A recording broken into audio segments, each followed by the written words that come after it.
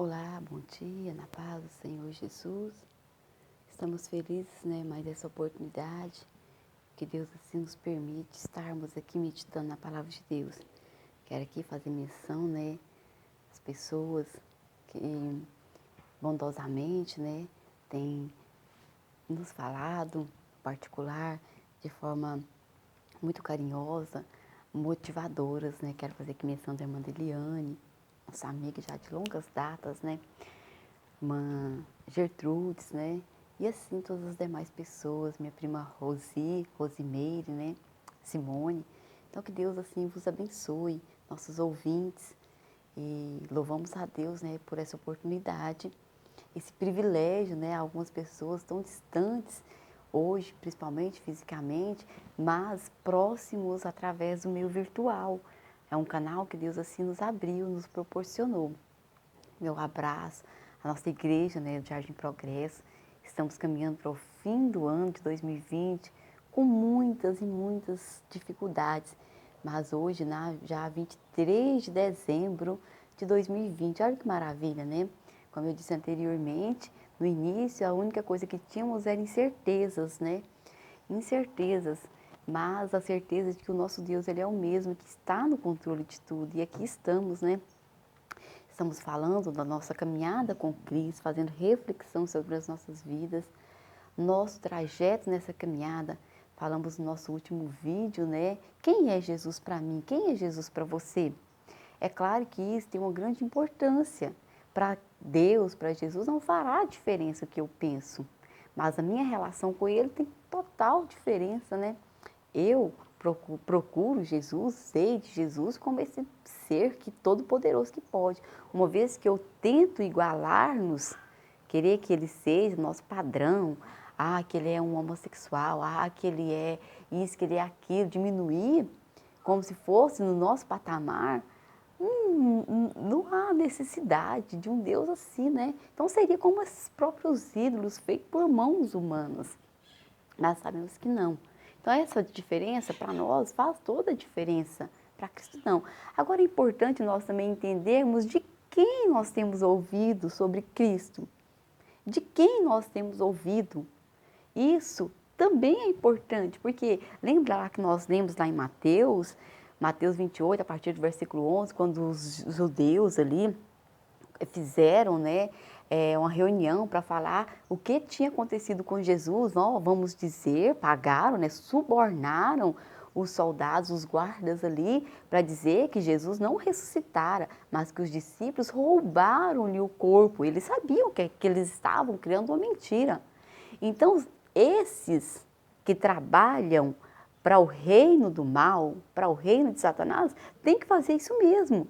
E nós que pregamos Cristo, vamos combater isso. Então, é nossa função, é nosso dever como cristão defender isso.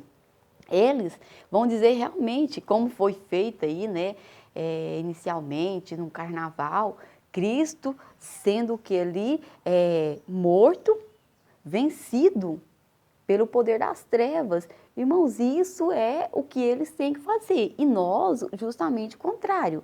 Isso nós não temos que nós ficar, nossa, não, irmãos, nós temos que pregar a palavra. Eles foram pagos para isso.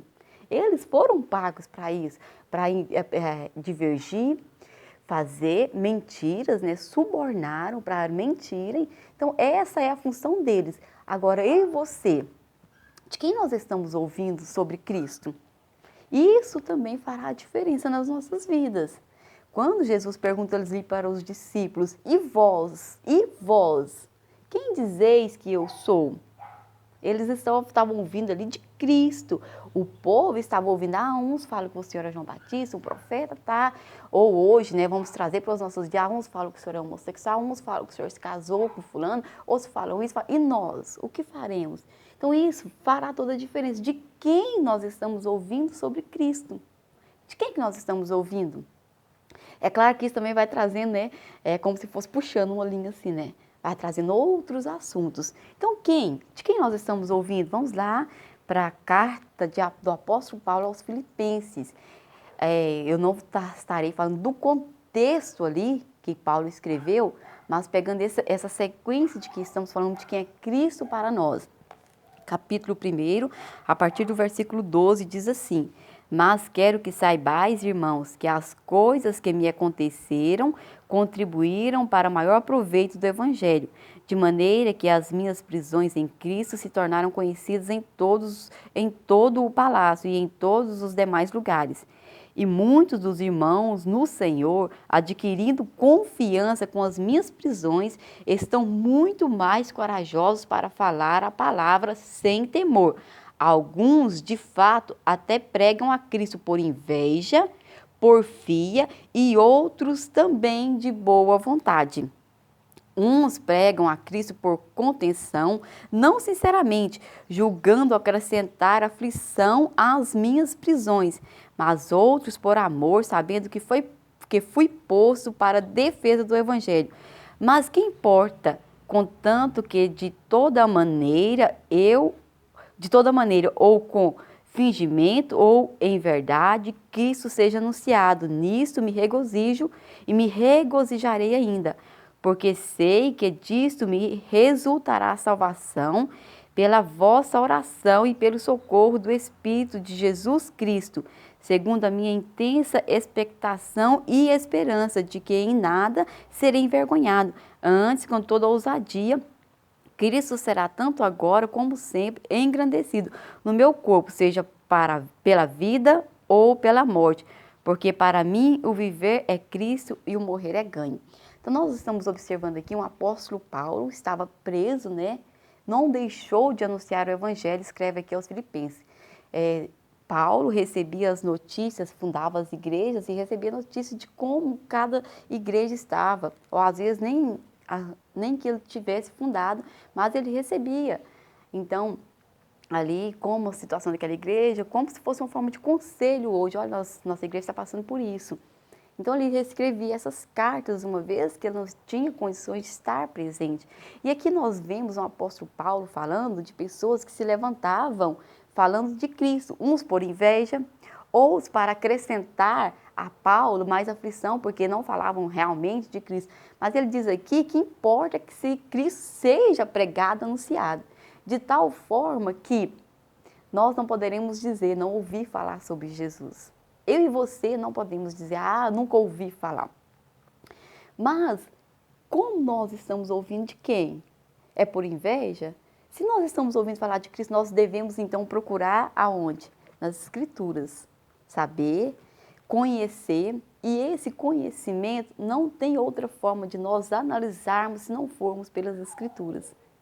Porque existem as pessoas que vão, igual o apóstolo Paulo aqui falou, por inveja, para aumentar a ele dor, porque ele estando preso, aparentemente sem poder fazer nada, e como se isso trouxesse mais tristeza. Mas em tudo isso, a palavra de Deus estava sendo proclamada, e aqueles que a pregavam verdadeiramente sentiam confiança. Poxa, o apóstolo Paulo está sendo pregado, está sendo, aliás, preso, e continua, né? Então, isso fez com que o evangelho crescesse, mas porque pregavam um evangelho genuíno. Eu e você temos que ter em mente que assim como em todo o tempo existe e vai existir pessoas que estão amando do reino das trevas. Esses foram pagos para isso, para dizer que Jesus não ressuscitou, para dizer que os discípulos roubaram-lhe o corpo. Esses vão sempre estar pregando um Cristo assim. Eu e você temos que ter o cuidado de observarmos como nós estamos recebendo essa palavra, de quem nós estamos recebendo. É verdadeiramente através da palavra? Nós poderíamos cruzar os nossos braços, o que aparentemente para nós é até mais saudável, mais tranquilo. Tudo bem, eu já creio. Eu já sei, Elisângela, acredito que Jesus morreu, que Jesus nasceu, que Jesus foi 100% homem, 100% Deus divino. Eu, Elisângela, acredito, ok, estou aqui perseverando, continuando a minha fé dia após dia. E ok, estou nem aí, e o mundo aí que pregue, mas a nossa preocupação com a nossa geração. Eu poderia também olhar assim, cruzar meus braços, eu tenho minha filha, eu posso educá-la como eu acredito, através da Bíblia e não me preocupar, irmão, mas nós seríamos tão egoístas. Se apóstolo Paulo tivesse feito assim também, uma vez que apóstolo Paulo era um exímio conhecedor da palavra de Deus, tanto antes dele aceitar Jesus, porque ele conhecia toda a lei, ele foi estudar e para nos passar tudo isso, sofreu tudo isso para nos passar da mesma forma. Então, eu e você temos essa incumbência, esse dever, essa responsabilidade. Quando eu leio Crônicas e Reis, que quando fala ali sobre Ezequias, um excelente rei, e quando Deus então manda ali Isaías, né, e fala para ele, o que você mostrou para aquele povo que foi os babilônicos, né? Eu mostrei tudo. E Isaías então fala para ele, olha, tudo que você mostrou será tirado. E ele fala tipo assim, em outras palavras, né? Tudo bem, não vai ser no meu tempo mesmo. Irmãos, que dor isso me causa. Olha como foi Manassés. Olha o que Manassés trouxe para a tribo ali de Judá, para aquele povo. Todo o mal que trouxe. Então eu e você temos essa responsabilidade de anunciar esse Cristo, de anunciar para que a minha geração também venha anunciar. Se nós deixarmos o mundo propagarmos, daqui uns dias são os nossos filhos. O que eles vão ouvir? De quem eles vão ouvir? Então nós temos essa responsabilidade. Ele continua aqui no Filipenses, né? Apóstolo Paulo, no capítulo 3, ele vai dizer, a partir do versículo 14, diz assim, vou ler a partir do 12.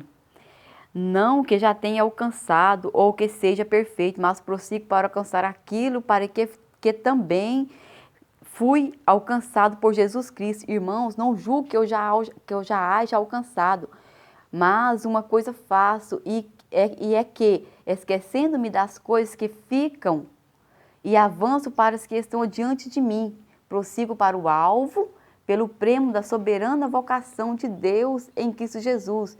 Por isso, todos quantos já somos perfeitos, tenhamos este mesmo sentimento, e se sentis alguma coisa de outra maneira, Deus deve revelar ainda esta a vós.